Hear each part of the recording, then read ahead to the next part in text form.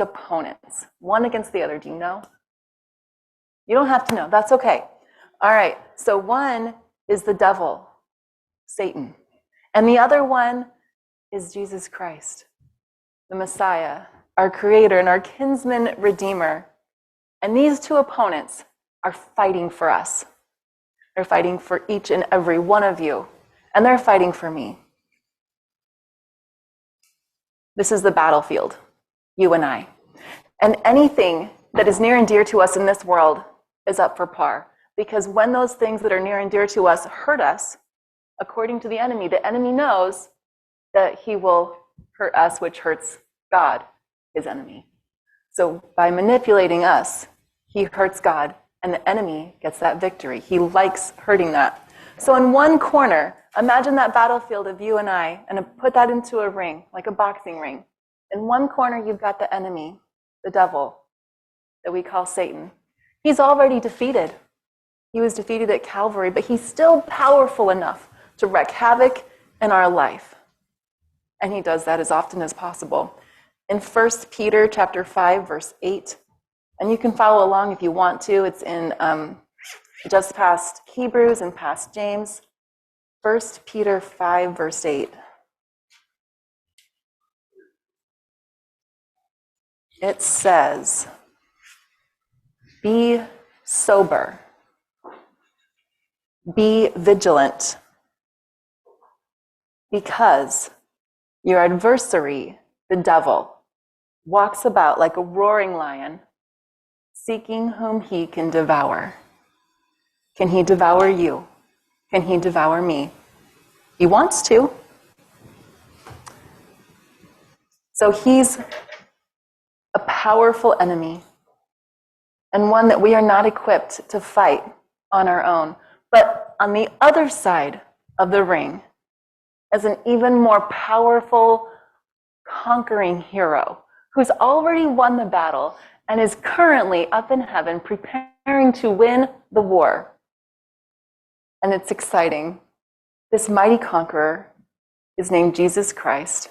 He's called Wonderful, Counselor, Mighty God, Everlasting Father, Prince of Peace. That's Isaiah chapter 9, verse 6, and you have it on your board in the back of the building.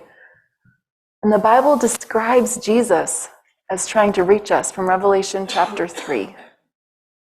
Revelation chapter 3 and verse 20. It says, "Behold, stand at the door and knock. If anyone hears my voice and opens the door, I will come to him and dine with him, and he with me." So now we understand our two opponents. One, the devil and Satan, who is literally prowling and trying to capture you and deceive you and cause you great harm. And the other one that just stands there knocking gently at the door of your heart, wooing you to let him in so he can dine with you and spend time with you. He wants to know you and to love you. So which opponent would you rather choose? Those are our opponents. Those are our two choices. We only have two, although sometimes the devil tries to fake us out and feel like there's more than one. He's behind all the bad stuff that goes on. So who would you rather choose? And how does that play out in the battlefield of our lives? What does that look like? Well, my name is Christina. Currently, it's Christina Kinney. At the time that I'm sharing from, my name was Christina Kinney, or Mahari, and I was in need of help. I was an addict, but I didn't know it. My parents were still married, though it was debatable whether they should have been or if they should have divorced. And I had two sisters. My dad is a private pilot, and my mom was predominantly a stay-at-home wife, though it felt like she was never home. I have two sisters, with my older sister being 13 months older than me, so we were close enough in age to be Irish twins, and we did everything together. My little sister was 6 years younger than I was. And when my mom was gone often enough, it felt like I was in charge of raising her. My older sister would dismiss herself to her room.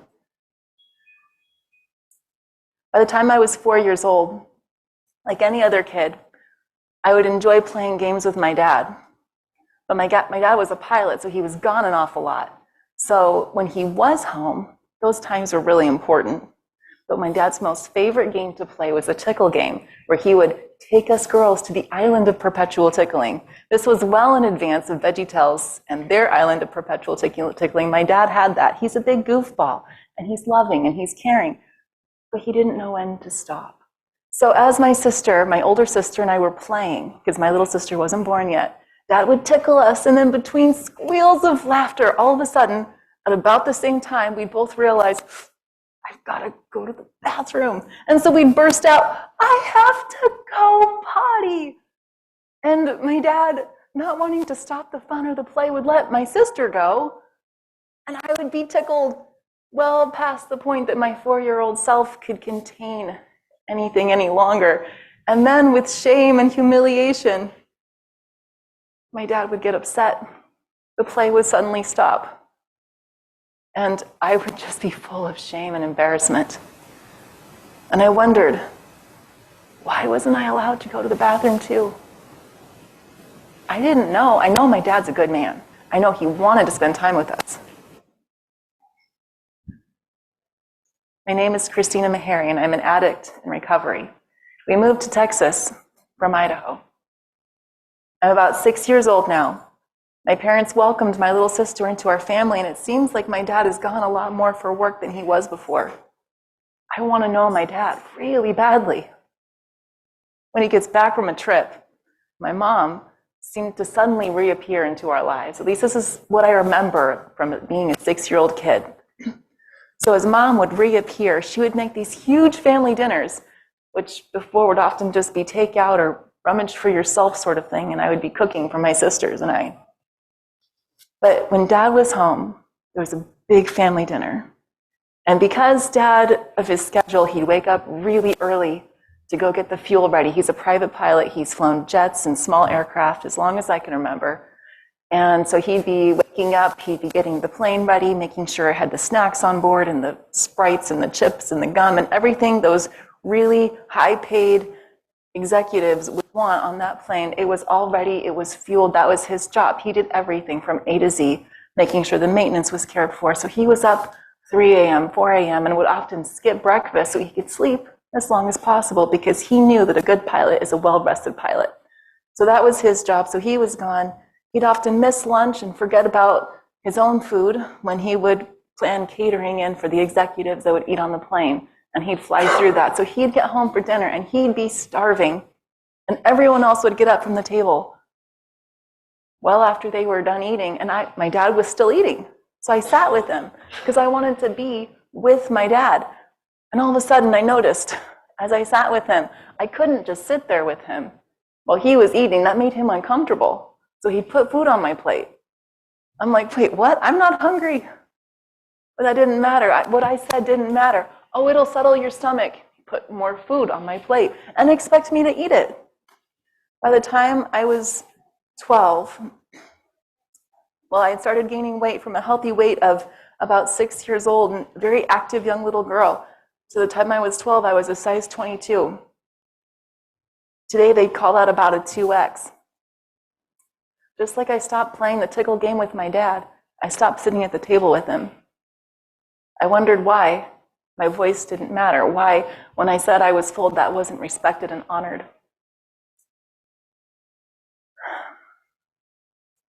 My name is Christina Kinney, and I'm an addict in recovery. When I was about 10 years old, I gave my life to God in baptism. In all of those lonely years, as I started gaining weight, suddenly the kids at school didn't want to play with me anymore for fear that being fat was something you could contract, like AIDS or something. So I was alone. My sister ditched me, and before that, we'd been best friends. We were Irish twins, right? We did everything together. At home, we do everything together. In public, she didn't know me. My mom was always gone. I basically cared for my little sister as her surrogate mother, and my dad was always gone too. So it was me. So when a group of kids at my church in Texas decided to get baptized, I took that seriously. God became my only friend. My grandmother had a vast library. She lived 45 minutes away, and everything is far in Texas. So we got in the car, we'd drive, we'd go see her every Sabbath. I'd go refill my reading for the week. She had Christian romance and lots of Christian titles, so that would be my reading. And I grew close to God through reading my Bible because they said to, and at that point we didn't have internet or cell phones or distractions and things like that. We lived out in the country on 4 acres. We had 2 cows, 6 goats, and 2 ducks, so there were no distractions. If we wanted to watch a movie, it's the actual VHS tape that you put into the DVD player, and after so many times of watching, I don't know, Beauty and the Beast, I was like bored out of my mind. I needed more than that. So I would read all of these books because I felt like my mind was boiling over on a slow death watching TV, or I could read. And we were also on top of this homeschooled, which meant that my mom went to work, my dad went to work, and they left us kids at home to educate ourselves. And I knew that I wanted an education, so I tried to study the best I could without any materials, but I did the best I could. So I read, and God became my best friend. But I still didn't know God, really. At 10, 11, 12 years old, it's kind of an abstract concept. The concept of God I'd had on earth, or a father on earth, had been really distant and really absent, and that was in fact shaping my reality of God. By the time I was about 12, I'd found one of the self-help books, one of the many self-help books that my mom had purchased but never really planned to use, and it was a workout book. So I started working out and losing weight, and I didn't know I was losing weight because I never looked in the mirror. I had a pair of 1 pound and 2 pound dumbbells, and that's it.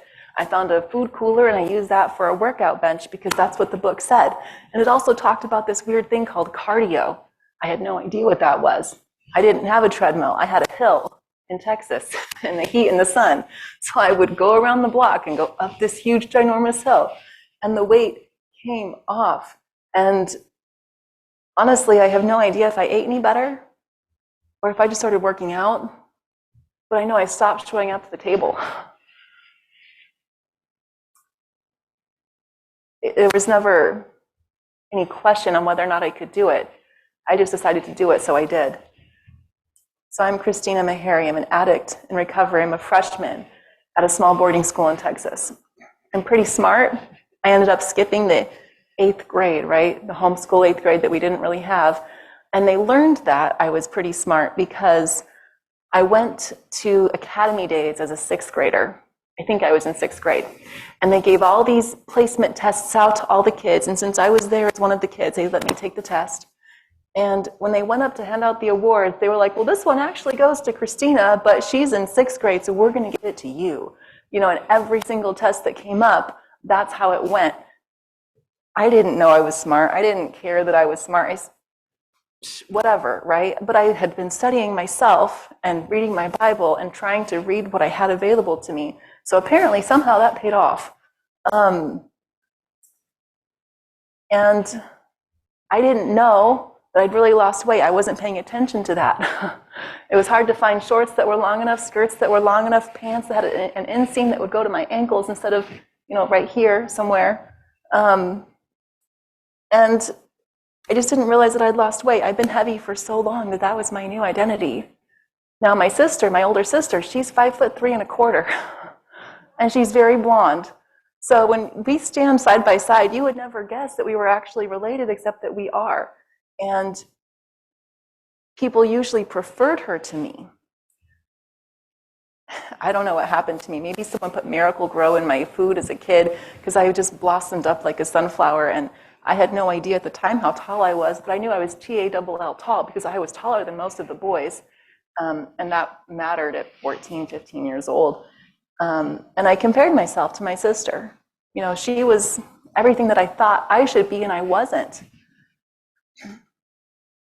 She was petite, blonde, playful, popular, and attractive. I was tall, nerdy, very matter of fact, shy, and a former fat kid. The fat mentality never really leaves you. And I couldn't seem to coordinate my limbs. How do they all work together? I'd grown so fast, I had no idea. But I felt like I was going through life by going through the motions of life. In grade school, no one wanted to be friends with me, so why would high school be any different? My clothing size dropped from a 22 to a 12, 10 dress sizes.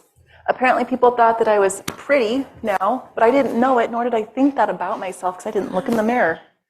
I thought people were nicer in high school, though. I still didn't have very many close friends. I didn't realize how much my outward appearance had changed because I was focusing more on getting pants that were long enough instead of, what I really looked like in the mirror.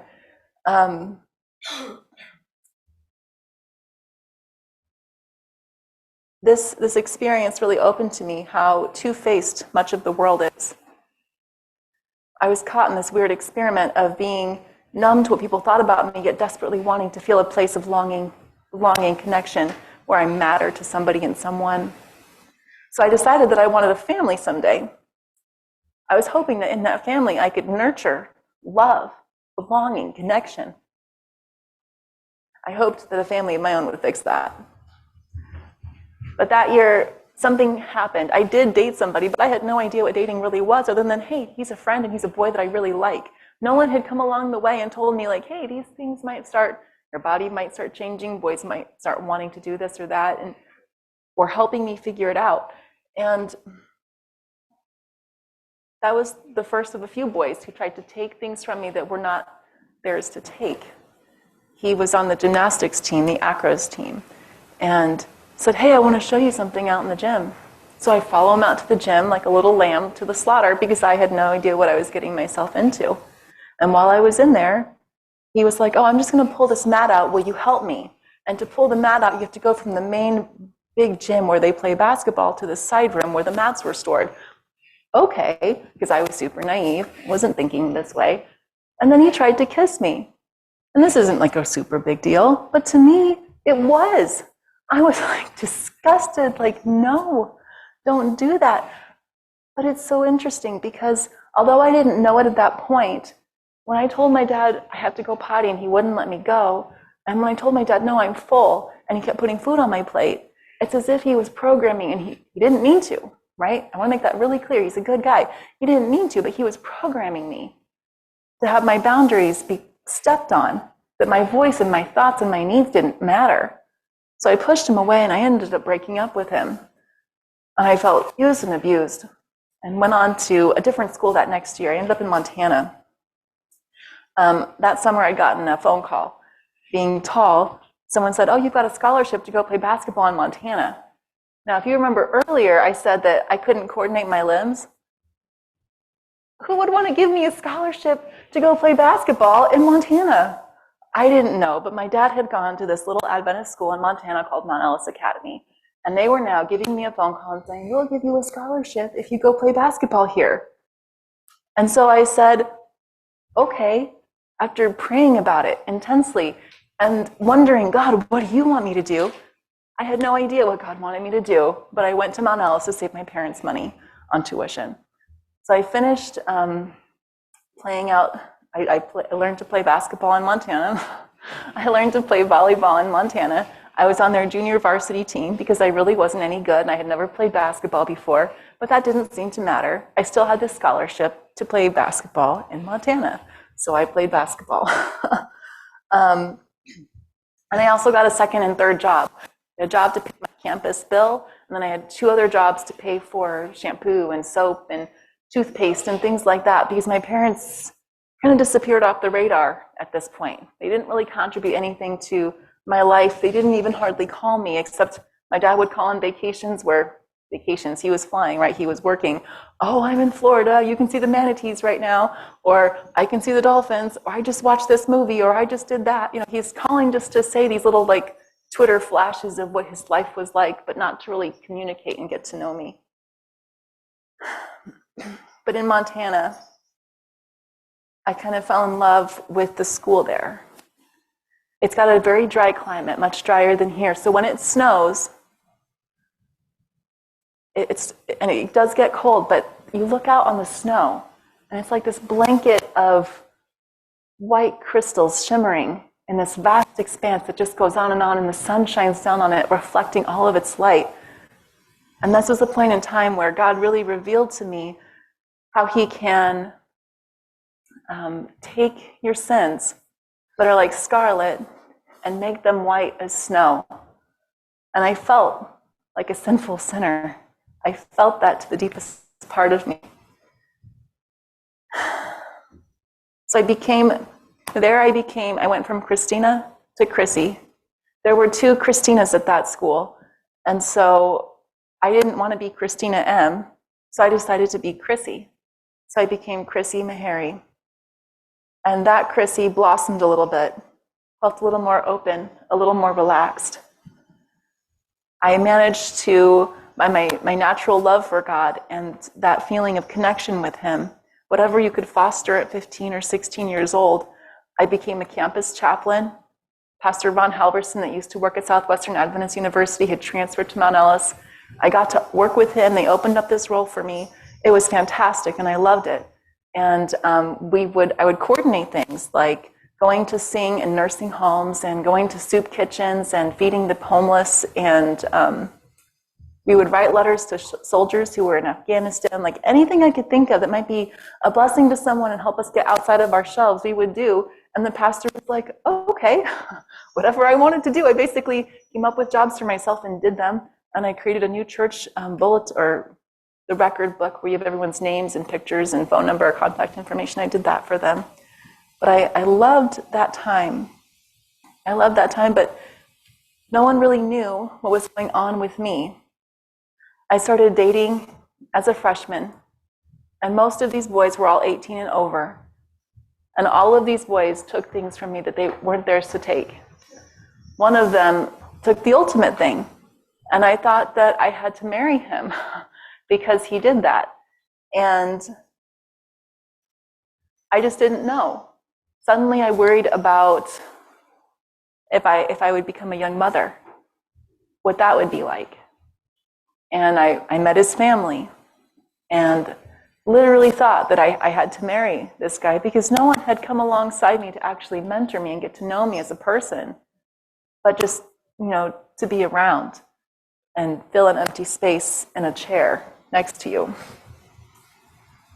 And when that happened, I really started to struggle. I really started to spiral. Passive thoughts began simmering in the back of my mind. And while I didn't really give them full consciousness, I just stuffed them down to the bottom. They were there. I wondered why a good God would allow these bad things to happen. I wondered why my sister, really my one person in life, would ditch me and end up leaving me hanging when we went out in public. I wondered why my mom had never really been present. And why my dad wouldn't let me just use the bathroom or stop eating when I was full. I wondered why no one ever reached out to me when I was thousands of miles away. Was I really that invisible? Was I really that disposable? Did anyone actually care? And I didn't know it then.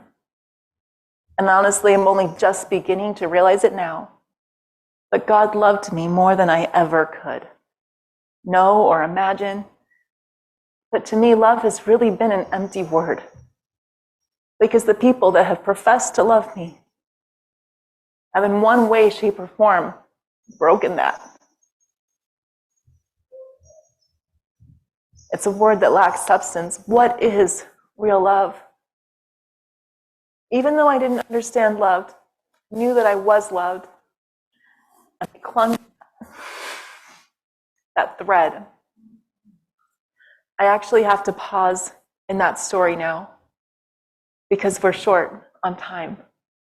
We're short on time in this earth's history. We're short on time in this morning, and we need to get on to lunch. But this is, in that short story, woven in, I hope you can see that we have two real opponents. Can you see the adversary, the devil? How he walked in, and from an early age, he tried to derail me from the plan and path that I believe that God prepared for me. Because when I get to tell you the second half of the story at a later point, you'll see very clearly how heaven starts to move and act. So we see the devil, but we will also start to see more of God show up in the second half of that story. And in my young life, at those points and times that I shared with you, I didn't really see God then either, because I had my earth glasses on. But God has promised in Psalm 91, let's see, I love so many passages of the Bible, but this is Psalm 91, verse 11 and 12. Listen to this. For he shall give his angels charge over you to keep you in all your ways. In their hands, in the hands of the angels, they shall bear you up, lest you dash your foot against a stone. I'm going to continue into verse 13. You shall tread upon the lion and the cobra, the young lion and the serpent. You shall trample underfoot. And though I didn't know it at that point in my life, because I had my earth glasses on, God had his angels that were beside me and protecting me and leading me and keeping me from massive harm. The things that happened were hurtful, but they've helped shape and transform who I am today. And so I want to direct your attention to this little lamb. That little lamb didn't start off that way. It was pure white and spotless and clean. And here in the background, we can see that Jesus is in motion. He is frantically trying to get to you. And he's frantically trying to get to me. Let's see.